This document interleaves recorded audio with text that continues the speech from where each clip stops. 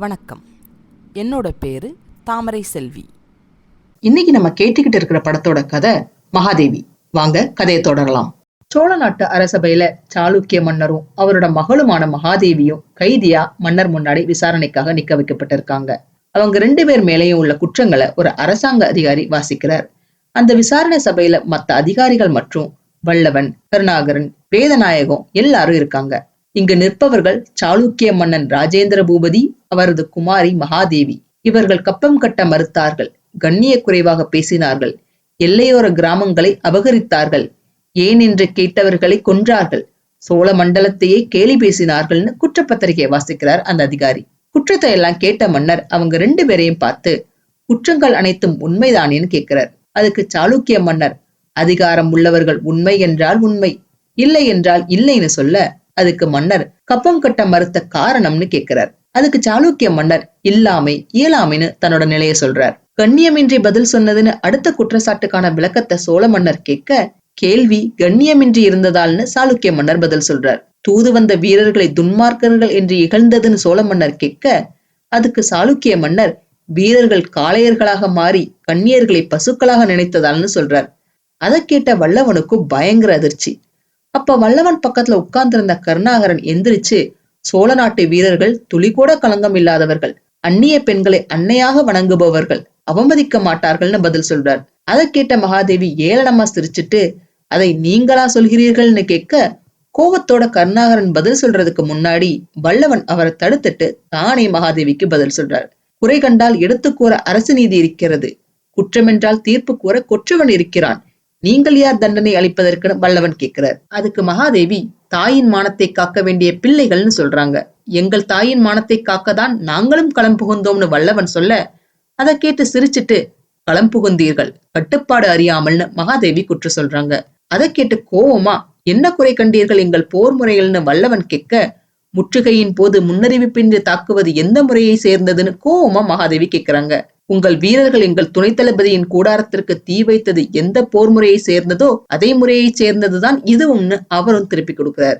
மறைந்து தாக்கும் கோழைத்தனத்தை மறந்தும் செய்வதில்லை சாளுக்கிய வீரர்கள்னு மகாதேவி சொல்ல, அப்ப கருணாகரன் குஞ்சு குருடானாலும் கோழிக்கு பிள்ளைதானேன்னு சொல்ல, அதுக்கு மகாதேவி, ஆமாம் கேளுங்கள், தூண்டியது சோழ நாடுதான், தோள் தட்டினார் துணை தளபதி, ஆண்டியாக்குவேன் அரசரை என்றார், அடைந்தே தீருவேன் உன்னை என்றார், அங்கும் இங்கும் கலகம் மூட்டினார், அவைக்களத்தில் முறையின்றி நடந்தார்னு மகாதேவி கொதிக்க, அதுக்கு கருணாகரன், மடத்தனமான பேச்சு, நஷ்டத்திற்கு ஈடு கொடுக்க பயந்து நம் மீது கேடு சொல்கிறார்கள்னு கருணாகரன் மகாதேவி சொன்னதுக்கான காரணத்தையே மாத்தி காட்டுறார். அதுக்கு சாளுக்கிய மன்னர், நாடே பறிபோன பின் ஈடு கொடுக்க என்ன இருக்கிறதுன்னு கேட்கிறார்.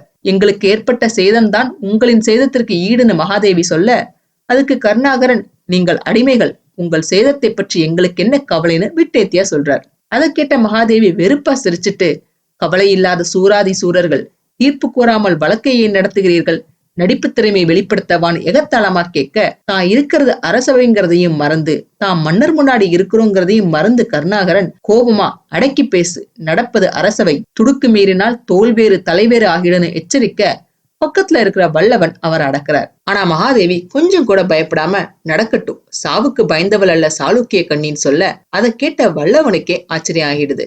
என்னன்னு சைகையால கருணாகரனை வல்லவன் கேட்க, அவரும் என்ன பதில் சொல்றதுன்னு தெரியாம திணறார். ஆனா ஆச்சரியப்பட்டது வல்லவன் மட்டும் கிடையாது, சோழ நாட்டு மன்னரும் தான்.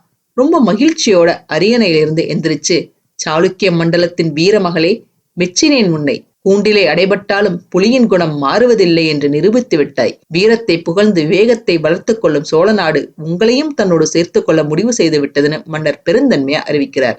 அப்ப அங்க மேல் மாடத்துல இருந்து இது எல்லாத்தையும் பார்த்துக்கிட்டு இருக்கிற இளவரசி மங்கம்மாவை மன்னர் கூப்பிட அவங்க கீழே வர்றாங்க. அவங்க கிட்ட ஒரு சாவியை கொடுத்து மகாதேவியோட கைவிலங்க அவங்க கழட்ட, மன்னர் சாளுக்கிய மன்னரோட கையில பூட்டி இருந்த விலங்க கலட்டுறார். பூபதியாரே, வீராங்கனையை மகளாக பெற்ற உங்களையும் வாழ்த்துகிறேன், உங்கள் அடிமை விலங்கை அகற்றுகிறேன், என்றும் இங்கேயே விருந்தினராக தங்கலாம்னு மன்னர் சொல்ல, அப்ப இளவரசன் சுந்தரன் மங்கம்மா கிட்ட, அக்கா இவ எல்லாத்தையும் ஜெயித்துட்டாலே, பெரிய வாயாடின்னு சொல்ல, மங்கம்மா இளவரசரை அதட்ட, அதை கேட்டு மகாதேவி சிரிக்கிறாங்க.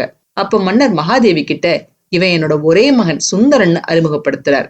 அதை கேட்டு மகாதேவி சுந்தரமாத்தான் இருக்கான்னு சொல்ல, அதுக்கு இளவரசன், நீயும் மகாதேவியா தான் இருக்குன்னு திரும்ப நக்கல் அடிக்க, அதை கேட்டு மகாதேவி சிரிக்கிறாங்க. அடுத்து மன்னர் மங்கம்மாவை காட்டி, இவ என்னோட வளர்ப்பு மகள் மங்கம்மா, தொண்டை மண்டல போர்ல என்னோட உயிரை காக்க தன்னோட உயிரணித்த மாவீரனோட மகன்னு அறிமுகப்படுத்துறார். மங்கம்மா இனி உனக்கு உற்ற சிநேகிதினு மன்னர் சொல்லிட்டு சபையோர்களை பார்த்து, சபையோர்களே, இன்று சோழ நாட்டின் வெற்றி விழாவை கொண்டாட இருந்தோம்.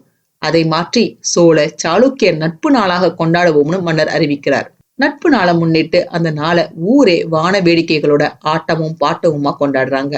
அந்த கொண்டாட்டத்துல மகாதேவி, இளவரசர், வல்லவன் இப்படி எல்லாரும் மத்தவங்க மேல கலர் தண்ணி அடிச்சு விளையாடுறாங்க.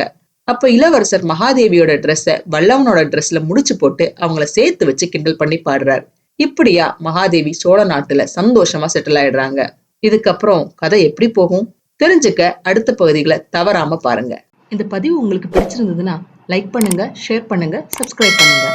நான் போடுற வீடியோஸ் உடனுக்குடன் உங்களுக்கு தெரிஞ்சுக்கிறதுக்காக நோட்டிபிகேஷன் பெல்லையும் கிளிக் பண்ணுங்க. என்னங்க, கதை சுவாரஸ்யமா போய்கிட்டு இருக்கா? மிச்ச கதையை அடுத்து வரும் பதிவுகள்ல கேட்கலாம். நன்றி, வணக்கம்.